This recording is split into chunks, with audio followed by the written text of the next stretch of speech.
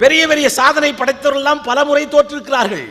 அதனால் தான் சுவாமி விவேகானந்தர் சொன்னார், 1000 முறை தோற்று போனாலும் இன்னொரு முறை முயற்சி செய். எப்படி சார்? ஒரு சுத்தியை வச்சு ஒரு கல்லை உடைச்சிட்டு இருக்கேன். அந்த கல்லை உடைத்துக் கொண்டிருக்கிற போது எத்தனாவது அடியில் அந்த கல் உடையும் என்று யாராவது சொல்ல முடியுமா? நீ 10 அடி அடித்திருப்பாய், உடையவில்லை என்று விட்டு போயிருப்பாய். இன்னொருவன் வந்து ஒரே ஒரு அடியில் அது உடைந்து விடும். ஆகவே ஒவ்வொரு வாய்ப்பையும் நீங்கள் பயன்படுத்த வேண்டும். எத்தனையோ பேர் இருந்தாலும் உங்களுக்கு இந்த முகாமிலே கலந்து கொள்கிற வாய்ப்பை இறைவன் அல்லது இயற்கை உங்களுடைய பெற்றோர்கள் ஏற்படுத்தி கொடுத்திருக்கிறார்கள். இந்த வாய்ப்பை எப்படி பயன்படுத்துகிறோம்? வெளியே போகிற போது எத்தனை செய்திகளை எடுத்துக்கொண்டு போகிறோம். வாய்ப்புகள் உன்னை தேடி வந்தால் நீ அதிர்ஷ்டசாலி. வாய்ப்புகளை தேடி நீ சென்றால் புத்திசாலி. வந்த வாய்ப்புகளை பயன்படுத்தவில்லை என்றால் ஏமாளி. வாய்ப்பு